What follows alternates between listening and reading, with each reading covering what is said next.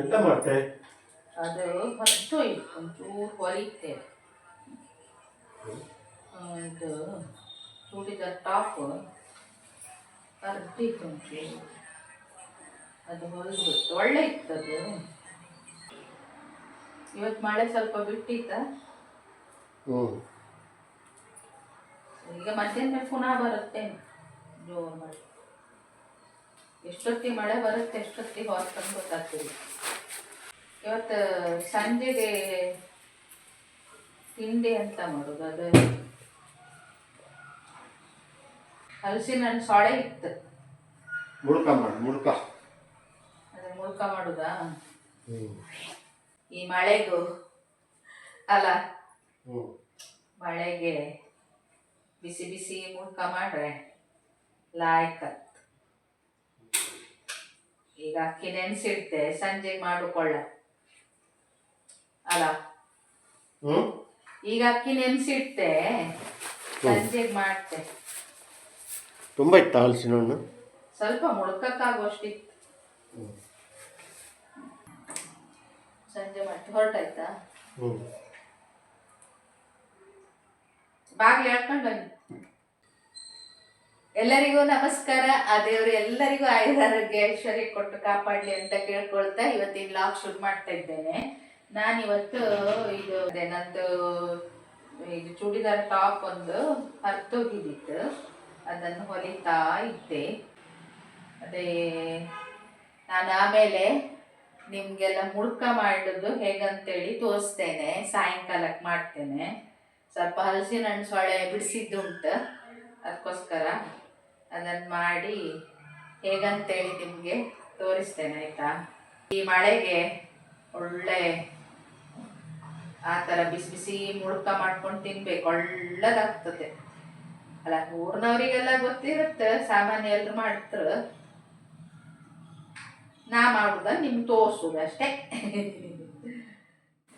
ಈಗ ನೋಡಿ, ನಾನು 3 ಲೋಟ ಅಕ್ಕಿ ನೆನೆಸ್ತಾ ಇದ್ದೇನೆ. ನಾನು ಅಕ್ಕಿ ಹಾಳಾಗಬಾರ್ದಂತ ನೀರುಳ್ಳಿ ಸಿಪ್ಪೆ ಹಾಕಿಟ್ಟಿರ್ತೇನೆ, ಅದೇ ಬಿದ್ದದ್ದು. ಅದು 3 ಲೋಟ ನೆನೆಸ್ತೇನೆ. ಈಗ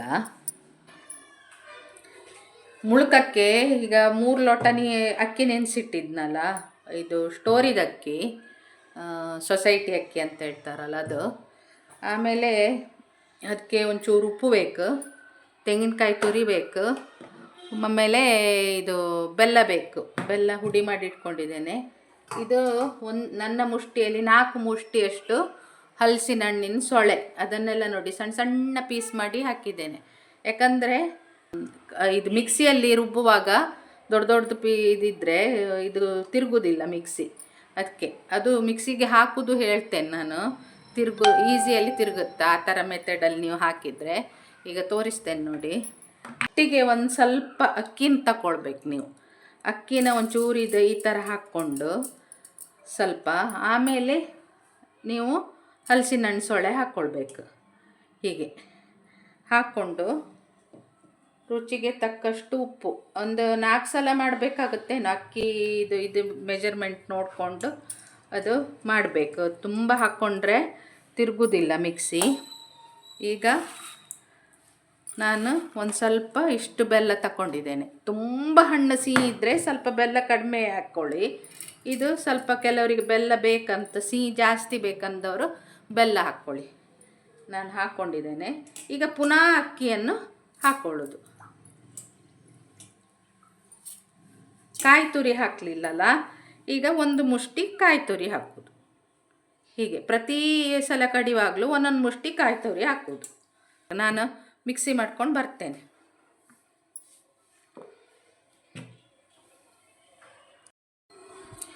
ಈಗ ನೋಡಿ, ಮಿಕ್ಸಿಯಲ್ಲಿ ರುಬ್ಕೊಂಡು ಬಂದೆ. ಈಸಿಯಲ್ಲಿ ರುಬ್ಲಿಕ್ಕಾಗ್ತದೆ ಈ ಥರ ಮೆಥಡಲ್ಲಿ ನೀವು ಹಾಕ್ಕೊಂಡ್ರೆ.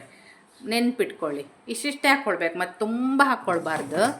ಈಗ ನಾನು ಈ ಪಾತ್ರೆಗೆ ಶಿಫ್ಟ್ ಮಾಡ್ಕೊಳ್ತೇನೆ. ಪುನಃ ಅದೇ ರೀತಿ ಎಲ್ಲವನ್ನು ರುಬ್ಬಿ ಇಟ್ಕೊಳ್ತೇನೆ. ನಾನಿಲ್ಲಿ ಇದು ಬಾಂಬೆ ರವೆ ಎಷ್ಟು ಸಣ್ಣ ಮಾಡಿದ್ದೇನೆ, ತುಂಬ ಸಣ್ಣ ಸಹ ಮಾಡ್ಬೋದು, ಆವಾಗ ಸಾಫ್ಟ್ ಬರ್ತದೆ. ಇವರಿಗೆ ಸ್ವಲ್ಪ ಕ್ರಿಸ್ಪಿ ಬೇಕು, ಅದಕ್ಕೆ ಹಾಗೆ ಮಾಡಿದ್ದು. ಎಲ್ಲದು ರುಬ್ಬಿ ಆಯಿತು. ಇದು 3 ಸಲ ಆಯಿತು ರುಬ್ಬಲಿಕ್ಕೆ ನನಗೆ. ಈಗ ಇದನ್ನೆಲ್ಲ ಇದಕ್ಕೆ ಹಾಕ್ಕೊಳ್ತೇನೆ. ಇದಕ್ಕೆ ಕೆಲವರು ಸೋಡಾ ಪುಡಿ ಹಾಕ್ತಾರೆ, ನಾನು ಸಾಮಾನ್ಯ ಹಾಕೋದಿಲ್ಲ. ನೀರು ಕಡಿಬಾರ್ದು, ಸ್ವಲ್ಪ ದಪ್ಪನೇ ಇರಬೇಕು. ಇದು ನೋಡಿ, ಈ ಥರ ಎಲ್ಲವನ್ನು ಆಮೇಲೆ ಹೀಗೆ ಕಲಿಸ್ಕೊಂಡು ಇಟ್ಕೊಂಡ್ಬಿಡಿ. ಈಗ ತೆಗೆದಿಟ್ಟು ಬಿಡೋದು. ಒಂದು 10 ನಿಮಿಷ ಬಿಟ್ಟು ಎಣ್ಣೆಯಲ್ಲಿ ಫ್ರೈ ಮಾಡಿದರೆ ಆಯಿತು.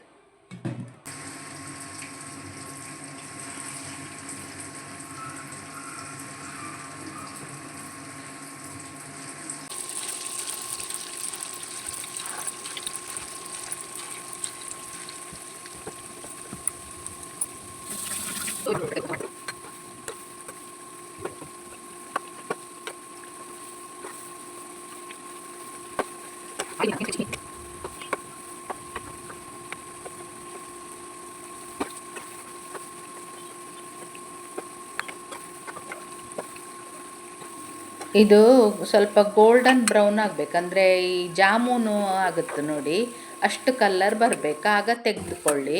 ಮತ್ತು ನಿಧಾನ ಅಂದರೆ ಸಣ್ಣ ಉರಿಯಲ್ಲಿ ಇದನ್ನು ಕಾಯಿಸ್ಬೇಕು, ಅಂದರೆ ಒಳಗೆಲ್ಲ ಬೇಯಬೇಕಲ್ಲ, ಹಾಗಾಗಿ.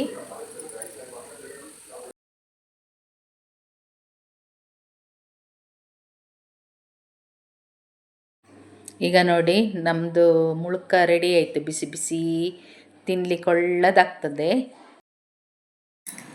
ಈಗ ನಾವಿಬ್ಬರು ಕೂತ್ಕೊಂಡು ತಿಂತೇವೆ.